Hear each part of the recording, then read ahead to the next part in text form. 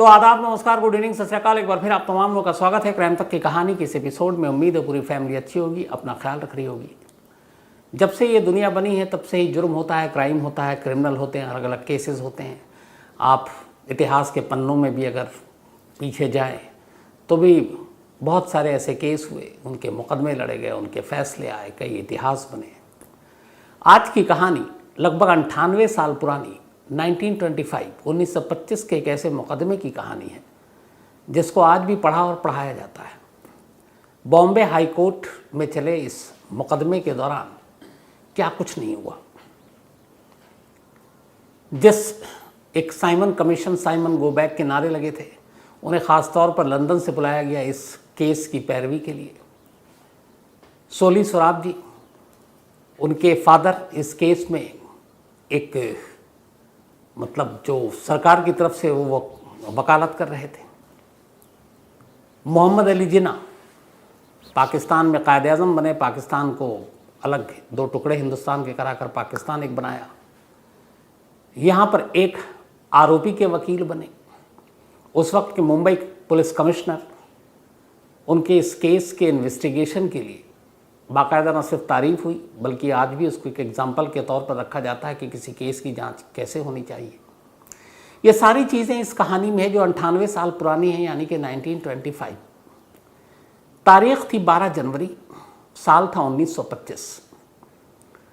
सदर मुंबई का एक इलाका था और उसी मुंबई में एक कॉरपोरेटर और एक बिजनेसमैन वो रहा करते थे। उनका नाम था अब्दुल कादिर बावला। बावला के पास अच्छी खासी दौलत, साथ में कॉरपोरेटर भी, समाज सेवा भी किया करते। और उस वक्त के सबसे पॉश एरिया मुंबई में तब बॉम्बे हुआ करता था, मालाबार हिल्स में उनकी अपनी कोठी, तो वहीं रहा करते। कुछ वक्त पहले से बावला के साथ एक 22 साल की लड़की रह रही थी परिवार के साथ। उस लड़की का नाम था मुमताज़ बेगम और ये दोनों साथ रहा करते थे। 12 जनवरी 1925 की शाम मौसम अच्छा था तो बावला और मुमताज़ दोनों अपनी गाड़ी में घूमने के लिए निकलते हैं कि चलो थोड़ा चौपाटी चलते हैं, और उसके बाद एक हैंगिंग गार्डन है जो आज भी है, तो मालाबार हिल्स में ही हैंगिंग गार्डन भी जाएंगे। दोनों गाड़ी से निकलते हैं, लेकिन जैसे ही मालाबार हिल्स के पास पहुंचते हैं अचानक एक दूसरी गाड़ी तेज़ी से आती है और इनकी गाड़ी को ओवरटेक करती है और उसमें से 5-6 लोग उतरते हैं। उतरने के बाद बावला और उनके साथ जो लड़की बैठी थी वो सारे उस लड़की के ऊपर टूटते हैं और उसे उस गाड़ी से घसीट कर अपने साथ ले जाने की कोशिश करते हैं। उनके पास चाकू भी थे, उनके पास बंदूकें भी थी। बावला भी लहीम शहीम हट्टा कट्टा, वो भी उतरता है और फिर विरोध करता है कि वो कोई उसके साथ जो लड़की है उसको कोई कैसे ले जा सकता है। सामने वाले हमलावर जब ये देखते हैं कि वो विरोध कर रहा है तो वो कहते भी कि तुम बीच में मत आओ, इस लड़की को हमें सिर्फ ले जाने दो। बावला मानता नहीं है और इसी बीच में गोलियां चल जाती हैं। बावला को गोली लगती है, वो गिर पड़ता है। अब इस दौरान में वो जो लड़की है वो लगातार विरोध कर रही है। गुस्से में अब हमलावर उसके ऊपर चाकू से हमला करते हैं। कुछ चाकू के वार उसके चेहरे पर भी लगता है। अब ऐसा लग रहा था कि शायद वो लड़की को भी मार डालेंगे, लेकिन तभी इत्तेफाक की बात है कि 3 अंग्रेज़ अफसर वहाँ से गुजर रहे थे और उन्होंने जैसे ही देखा कि एक लड़की के ऊपर कुछ लोग हमला कर रहे हैं, वो फ़ौरन अब गाड़ी रोकते हैं और दौड़ते हैं उस तरफ। हमलावर उन 3 अंग्रेज़ अफसरों को देखकर डर जाता है और सब अपनी गाड़ी में बैठकर भाग जाते हैं। उनमें से लेकिन कुछ को पीछा करके जो अंग्रेज़ पुलिस अफसर है गिरफ्तार कर लेते हैं, पकड़ लेते हैं। मतलब पकड़ने के बाद वो उसे मुंबई पुलिस के हवाले कर देते हैं, बॉम्बे पुलिस के। तब जो बॉम्बे पुलिस के कमिश्नर थे उनका नाम था पैट्रिक केली। तब इन तीनों को हवाले कर दिया गया। इधर अंग्रेज़ अफसर के फिर इशारे पर बाकी लोग आए और दोनों घायलों को फ़ौरन अस्पताल ले जाया गया, बावला को और उसके साथ उस लड़की को। थोड़ी देर के बाद अस्पताल में बावला की मौत हो जाती है, लेकिन वो लड़की बच जाती है। अब इसके बाद जो हमलावर पकड़े गए थे उनसे पूछताछ होती है, इधर लड़की से भी पूछताछ होती है, बयान देती है और उसके बाद फिर पूरी कहानी सामने आती है। जिस लड़की पर हमला किया गया और जिस लड़की को छुड़ाने के लिए लोग आए थे। उसका नाम था मुमताज़ बेगम। हैदराबाद की रहने वाली मुमताज़, ऊपर वाले ने उसे खूबसूरत आवाज़ दी थी। बचपन से ही गाने का शौक़ था, बेहतरीन गाने गाती। करीब 10-11 साल की उम्र में ही उसकी आवाज़ के बहुत सारे जो लोग थे उसकी आवाज़ की जादू के दीवाने हो गए। मुमताज़ के इस खूबसूरत आवाज़ की खबर हैदराबाद से दूर इंदौर तक पहुंची। तब इंदौर में राजा हुआ करते थे और जो राजा साहब थे उस वक्त उनका नाम था महाराज तुकोजी राव तृतीय। तो उस वक्त इंदौर में जिनकी राजशाही थी वो तुकोजी राव की थी। तो महाराज तुकोजी राव तक मुमताज़ के इस गले की खबर पहुंची। इसके बाद उन्होंने पैगाम भिजवाया। मुमताज़ के वालिदैन, उसके घर वाले मुमताज़ को लेकर इंदौर पहुंचते हैं। इंदौर आने के बाद अब वो महाराज की महफिल में अपने नगमे पेश करती है, गाने सुनाती है। महाराज उसके आवाज़ के दीवाने हो जाते हैं, उसे बहुत सारे इनाम विनाम देते हैं और फिर करीब 3 महीने तक वो वहाँ रहती है इंदौर में, उनकी मेहमान बनकर उसका पूरा परिवार। 3 महीने बाद मुमताज़ अब वापस हैदराबाद लौट जाती है। लेकिन उसके जाने के बाद अब महाराज को फिर उसकी कमी खलने लगती है। वो उसे फिर दावत भेजते हैं, फिर बुलाते हैं, बहुत सारा इनाम देते हैं।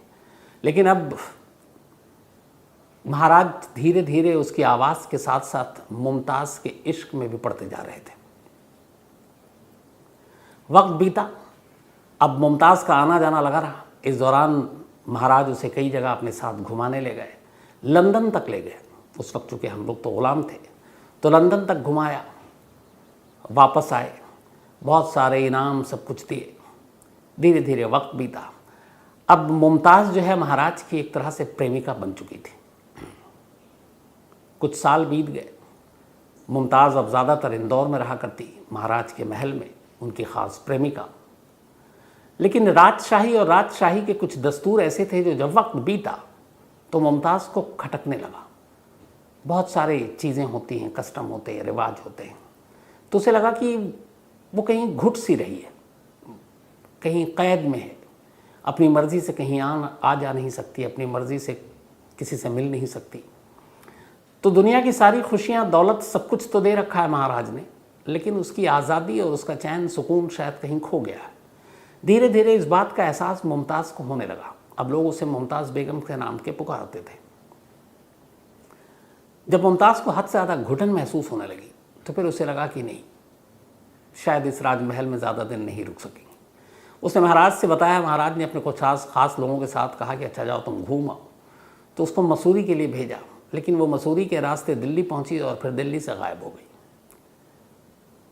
अब महाराज तक खबर पहुंची, उसे ढूंढने की कोशिश की गई।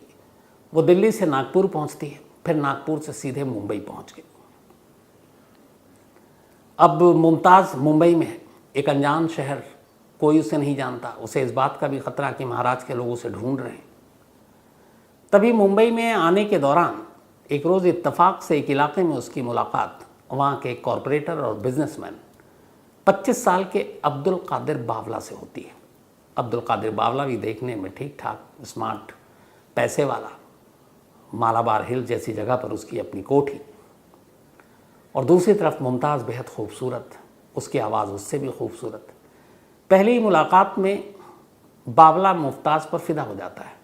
इधर मुमताज़ को राजा से बचने के लिए एक सहारा और एक आसरा चाहिए था। वो उसे बावला में दिखाई दिया। वो उसे अपनी आप बीती बताती है। बावला उसे लेकर अपने घर आ जाता है, अपने माँ बाप को बताता है और अपने साथ रखता है। अब धीरे धीरे वो बावला के साथ इधर उधर घूमने भी जाती है और अब महाराज का खौफ उसके दिल से निकलता जा रहा है। वक्त बीतता जा रहा है। वक्त बीतने के साथ मुमताज़ को लगा कि महाराज अब सब कुछ भूल गए और यही उसकी गलती थी। महाराज जब से वो गायब हुई थी तब से भूले नहीं थे। महाराज के लोग उसे लगातार हर शहर शहर ढूंढ रहे थे और आखिरकार महाराज के मुखबिरों से पता चला कि वो मुंबई में है। फिर ये भी खबर आई कि अब वो किसी बावला नाम के शख्स के साथ रहती है और दोनों में इश्क है। महाराज को ये किसी कीमत पर भी बर्दाश्त नहीं था कि उनकी प्रेमिका किसी दूसरे मर्द के साथ प्रेम करे। और इसी के बाद कहते हैं इंदौर में एक प्लानिंग हुई, एक साजिश रची गई। इंदौर से गाड़ी में सड़क के रास्ते महाराज के कई लोग मुंबई पहुंचते हैं। मुंबई जाने के बाद वो मालाबार हिल्स की पूरी रेकी करते हैं, देखते हैं कि बावला कब कब बाहर निकलता है, मुमताज़ उसके साथ कब कब होती है। पीछा करते, सारे लोकेशन देखते चले जाते। आखिरकार 12 जनवरी 1925 को 12 जैन 1925 महाराज के हमलावरों को ये मौका मिल जाता है। जैसे ही ये लोग मालाबार हिल्स के पास पहुंचते हैं हैंगिंग गार्डन जाने के लिए, इनकी गाड़ी को घेर लिया जाता है और फिर हमला किया जाता है। महाराज का हुक्म ये था कि या तो मुमताज़ को ले आओ और अगर वो नहीं आती है तो मार डालो। बीच में आ गया बावला, उसे तो गोली मार दी गई। मुमताज़ पर चाकू से हमला किया गया, लेकिन ऐन वक्त पर अंग्रेज़ अफसर पहुंच गए, जान बच गई और हमलावर पकड़े गए कुछ। अब जब हमलावर पकड़े गए तो उसके बाद उनसे पूछताछ हुई, फिर बाकी के भी नाम आए, फिर उन सबको ही पकड़ा गया। कुल 9 लोगों को गिरफ्तार किया गया। 9 लोगों की गिरफ्तारी के बाद अब ये मामला अदालत में पहुंचा, बॉम्बे हाई कोर्ट में।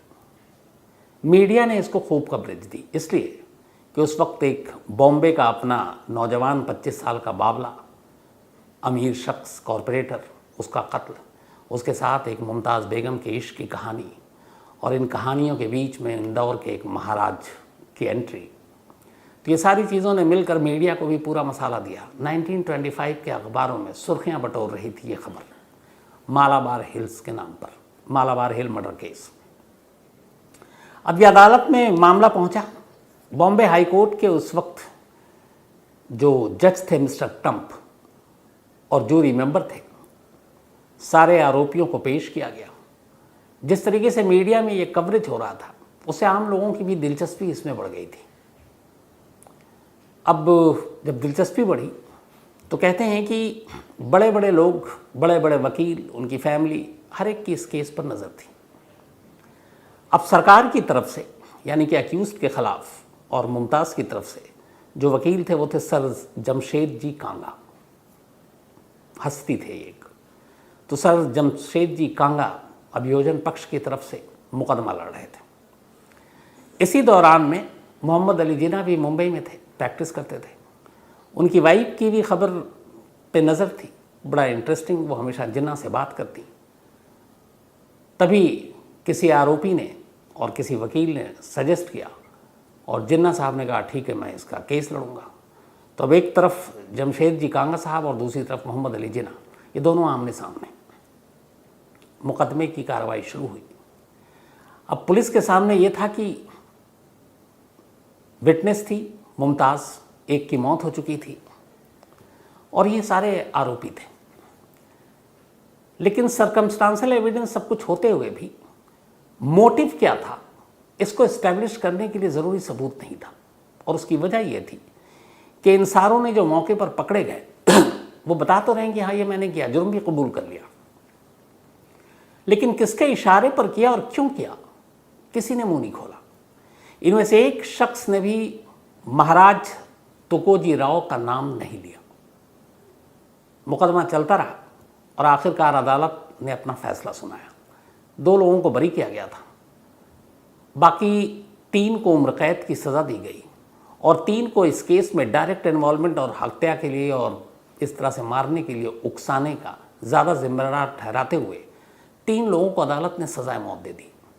जैसे ही अदालत ने यह फैसला सुनाया, बॉम्बे हाईकोर्ट ने सज़ाए मौत का, उनमें से एक सज़ा सुनते ही उसका दिमागी संतुलन बिगड़ गया। बाद में डॉक्टरों ने चेक किया और कहा कि ये पागल हो चुका है। इसके बाद उसको मेंटल हॉस्पिटल भेज दिया गया।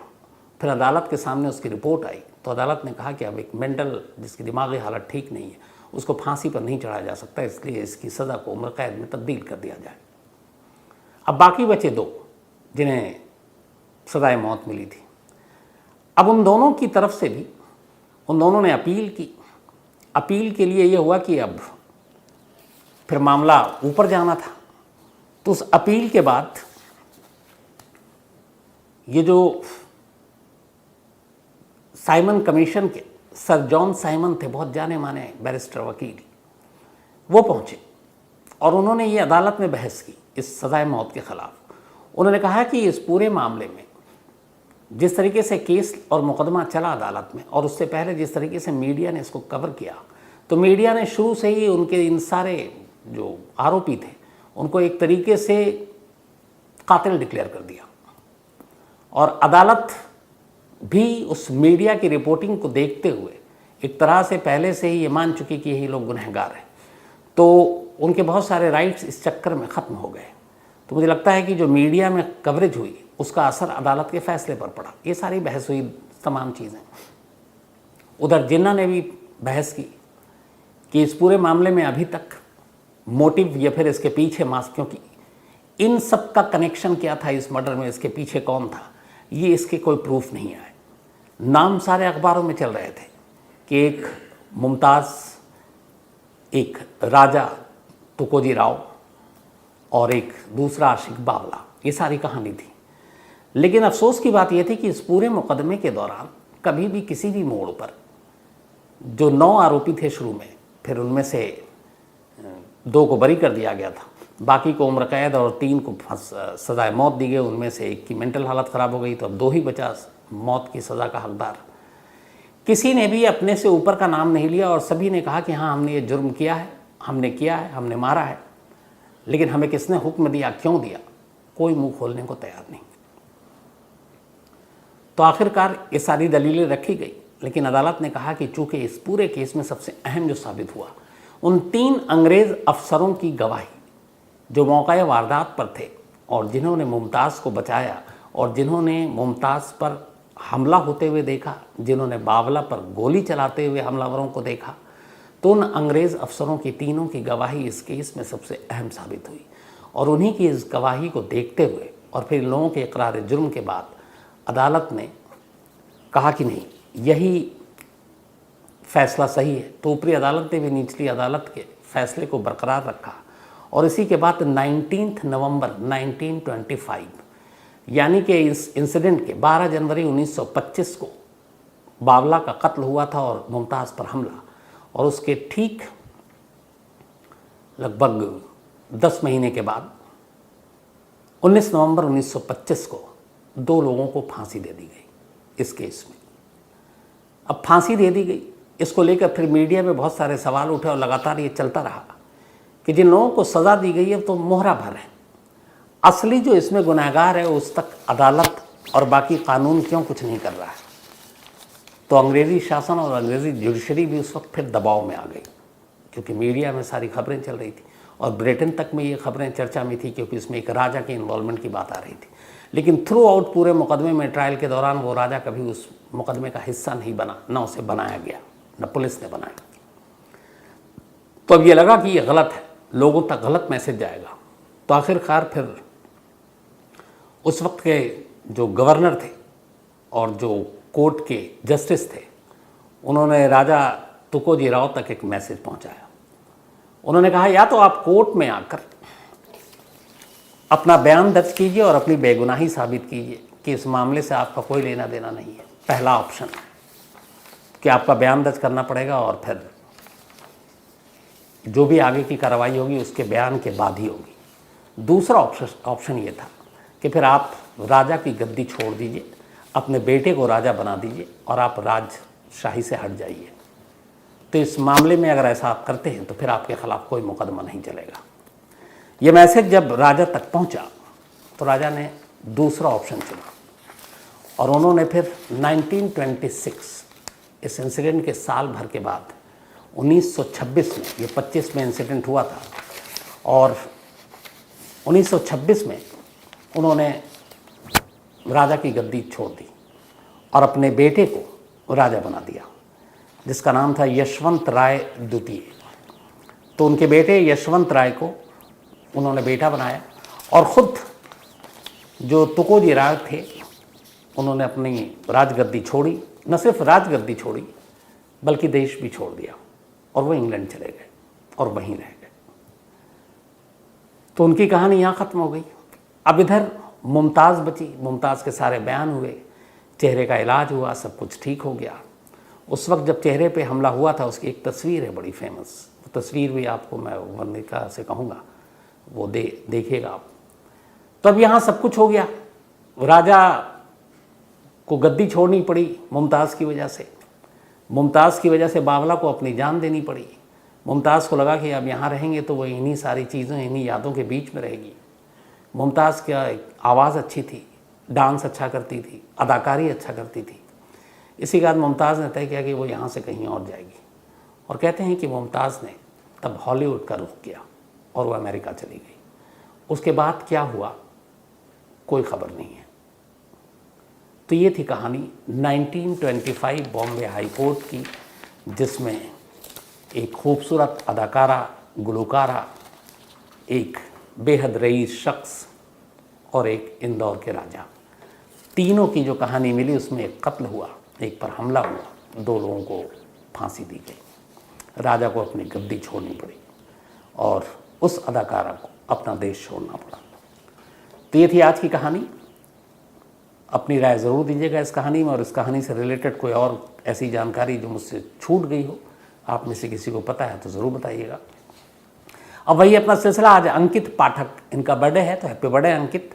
और ये श्याम सुंदर पाठक जी के बेटे हैं। चेतन राम जाखड़, इनका भी आज बर्थडे है, तो हैप्पी बर्थडे चेतन राम जी। साथ ही निशब कुमार, इनका भी आज बर्थडे है, तो हैप्पी बर्थडे निशब। और ये नरेंद्र राज के बेटे हैं। बबीता शर्मा का भी आज बर्थडे है, तो हैप्पी बर्थडे बबीता। और ये गणेश शर्मा जी की बहन है। साथ ही रूप Singh, thank you so much आपका। तुलसी Kumar Das, thank you so much आपका भी। संजय कुमार, एक हिमाचल प्रदेश मर्डर केस की कहानी सुनना चाहते हैं। इसके अलावा प्रशांत कुमार एक कहानी की फरमाइश की है। Rukhsana Zakir, thank you so much Rukhsana. और आपकी तस्वीर भी जो मैंने देखी, मैग्नीफाइंग ग्लास बहुत ही खूबसूरत है, और पक्का कभी मुलाकात होगी। इसके अलावा Amy Ahuja, thank you so much Amy साहब, एंड कांग्रेस, बहुत बहुत बधाई आपके घर आने वाले मेहमान की, ऊपर वाला सब अच्छा रखे। और ये सिएटल से हैं। साथ ही शुभांगी कुरादे, और इन्होंने भी महानंद की कहानी के बारे में कहा था, और ये भी कहा था शायद इस पर कुछ बनी भी है। Thank you so much Shubhangi. साथ ही विष्णु दास, इन्होंने एक कहानी की फरमाइश की है। इसके अलावा सईद चौधरी, ये समदनगर भिवंडी से हैं, और बहुत बहुत बधाई है आपको सईद चौधरी साहब। कभी मुंबई आना हुआ तो आपकी नई कार में ज़रूर बैठेंगे। जिया चुग, ये रविंदर कौशिक, अपने रॉ के एजेंट पाकिस्तान में, उनकी कहानी सुनना चाहते हैं तो जिया, मैं ऑलरेडी ये टाइगर ब्लैक आप कहें या रविंदर कौशिक कहें, इनकी कहानी सुना चुका हूँ। क्राइम पर की कहानी मेरी लिस्ट में आपको मिल जाएगी। तो फिलहाल कहानी में आज इतना ही। अब आपसे मुलाकात होगी कल रात 9 बजे किसी नई कहानी के साथ। तब तक अपना ख्याल रखिएगा। Thank you very much.